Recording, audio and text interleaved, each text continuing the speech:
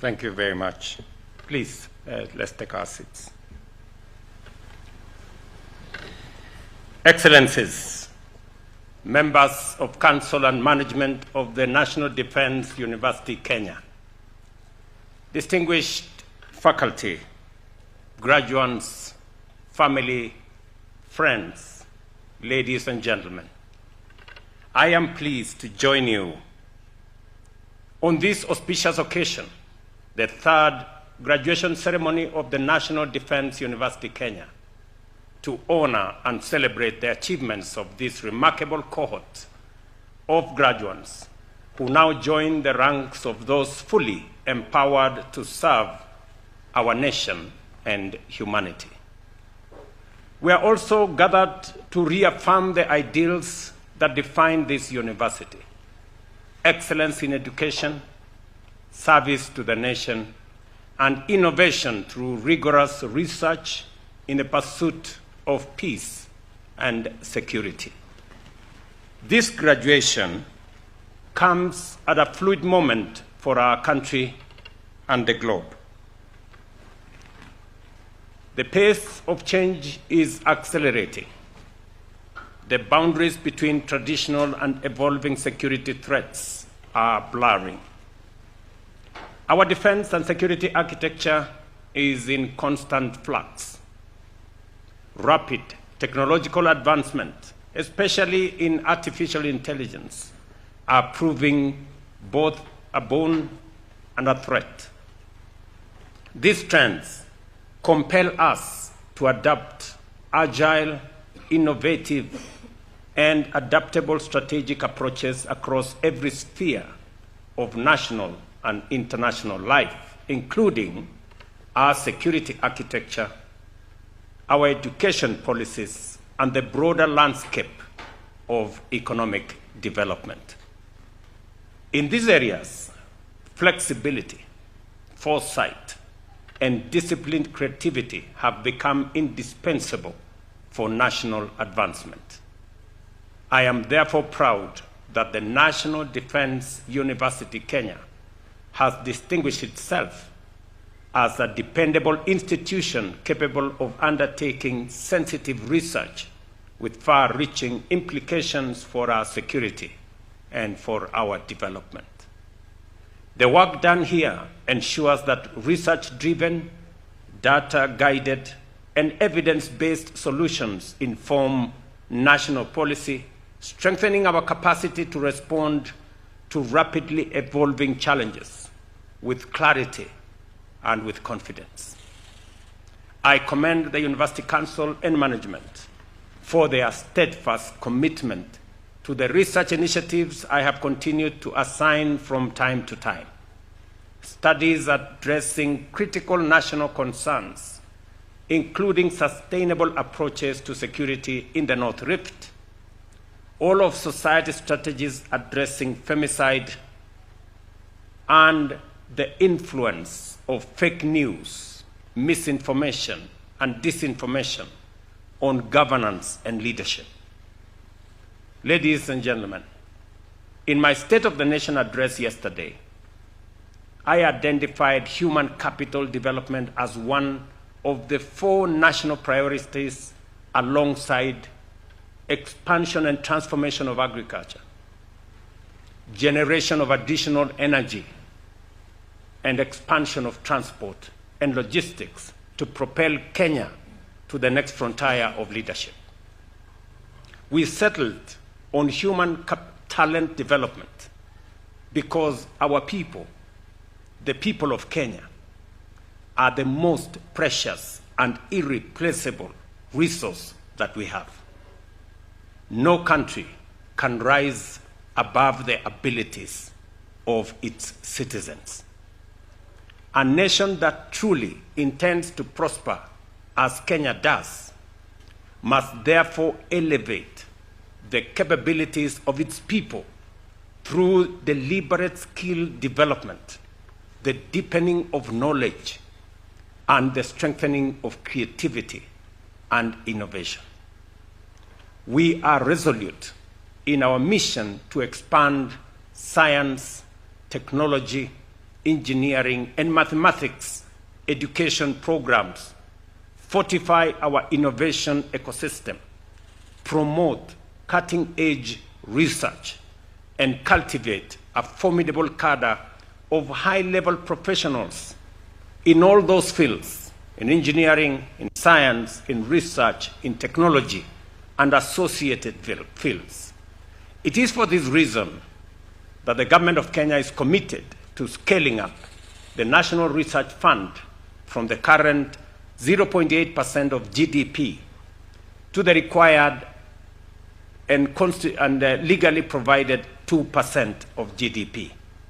It is also the reason why I deliberately reorganized government and created the State Department for Research, Technology, and Innovation.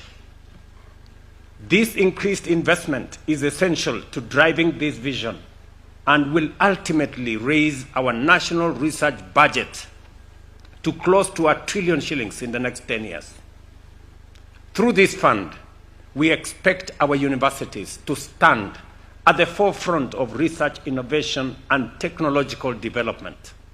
And this morning, I had a conversation with both the council and management of this university on the need to plug into the ecosystem that is being created, where we are consolidating all our research resources, our research intervention, and coordinating and creating more synergy so that research in all the fields is coordinated, is funded appropriately, and is scaled up so that we can benefit from the outcomes of research, be they in innovation, be they in business, and in all other ideas that gradually develop into businesses and into interventions.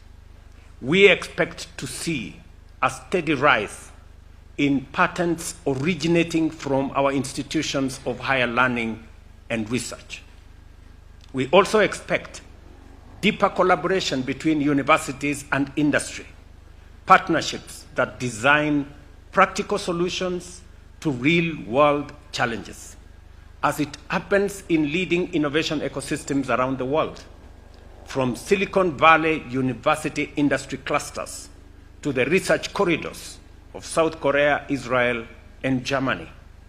And today, I was also having a conversation with the leadership of this university that slowly we want to get graduates that are job ready, that are industry ready, and there need to be more practical skills. We have asked our TVETs, as I ask those who are being trained here for diploma and other courses, that the university must facilitate more industrial engagement, more practical engagement in industry as a means of preparing graduates that will be industry ready, connecting theory, practicals, and industry. The National Defense University, Kenya, will play a critical frontline role in advancing this agenda. The curriculum of every program offered must be aligned with our national priorities today and for the future. I therefore commend the university for developing capstone programs on national security and ethics designed to foster a collective understanding of our evolving security environment and to ensure coherence in policy formulation and implementation across government. I take note, of course, of the different courses and the different engagements facilitated by this university and training of principal secretaries, cabinet secretaries, and other senior members of government to understand and to be part of our security architecture policy making that will facilitate not just the security of our country, but the progress of our nation. To the graduating class of 2025, You step into a world that is dynamic, interconnected, and full of opportunity. You have acquired critical skills that must now be applied in defending and advancing our nation. I urge you to use these skills, particularly in strategic and critical thinking, to confront and resolve the complex challenges that lie ahead of you. I urge you, just as I urge all Kenyans, to dream boldly and aspire greatly. Do not be content with the ordinary or the average. You are the visionaries of this generation, entrusted with the duty of actualizing Kenya's immense potential for greatness. Do not settle for less. I reaffirm the government's steadfast commitment to supporting the National Defense University Kenya in fulfilling its mandate. We shall continue to invest in research, in infrastructure, and training to ensure that this university remains a world-class institution of learning. And let me say this, that as we focus our attention on lifting Kenya from where we are today, and I am persuaded beyond any reasonable doubt that the potential we have in this nation hasn't been scratched. We haven't started.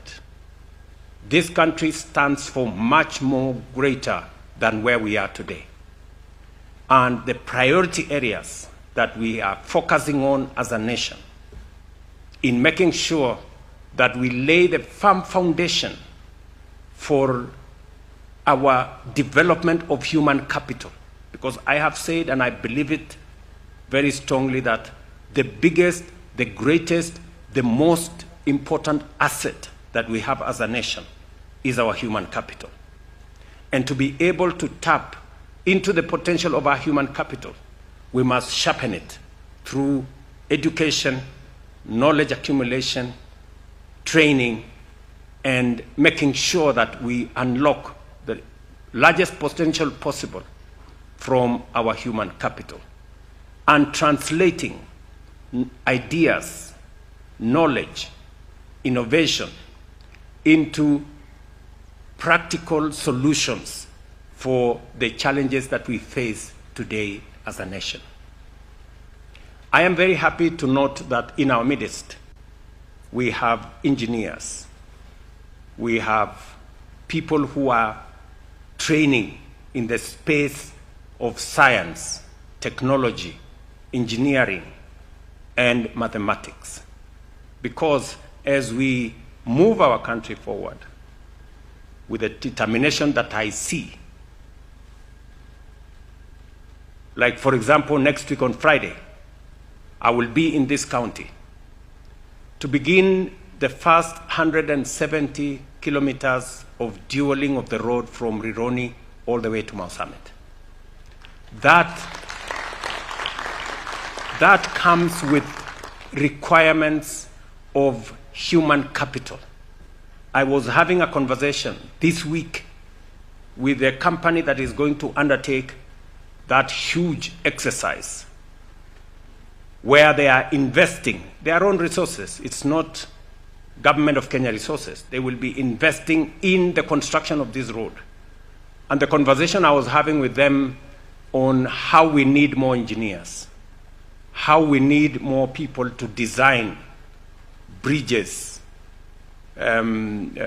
viaducts, and all the other road infrastructure, how we are going to use the capacities they have to transfer technology and transfer knowledge to more engineers in Kenya, to more people like the one I see graduating here today, so that they can not only appropriate what we need to do as a nation, but we can create a pool of highly qualified professionals to drive the development of our country. We will shortly require more engineers in water technology, in dam construction, in making sure that value addition, agro-processing becomes the norm rather than the exception. Today, we still export quite a bit of our products in raw form, and we need to change that. I did say yesterday, we import today more than we export. And if we continue this way, there is very little likelihood that we can grow wealth if we are using more money to buy things from other places than the money we receive from the products we sell to other markets. It means we are draining the resources we have. We have to change that. We need to export more than we import.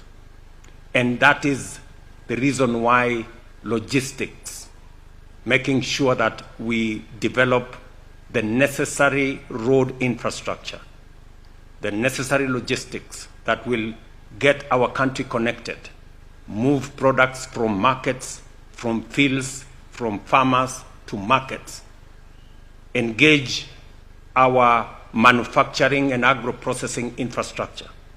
And for us to do that, I did say yesterday, we need energy. We need electricity.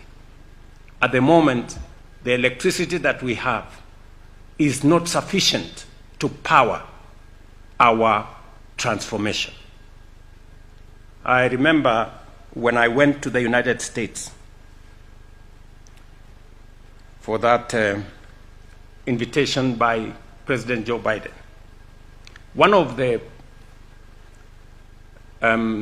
program we signed into is a program that would put Kenya, Microsoft, and G42 of the UAE in the setup of what we wanted to be data centers powered by green energy, because we have green energy in abundance.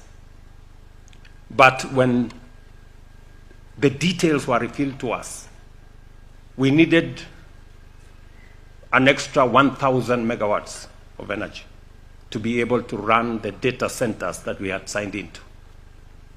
So just imagine we have 3,300 megawatts of energy, but because of intermittence of some of the supply, whether it is wind or solar, the confirmed energy that we have is 2,300, maybe 400 megawatts. So if we need 1,000 megawatts to run the data centers, it means we have to shut down half the country to be able to run that program. That tells you how desperately we need to generate energy. If we have to leverage on technology, on artificial intelligence, on data centers, because that is the future of our economy. That is where the world is going. And therefore, as a matter of urgency, we need to generate an extra 10,000 megawatts like yesterday. And I believe that all this is doable. And shortly, Kenyans will see the rollout of what I said yesterday, because we are behind time. Tumechelewa.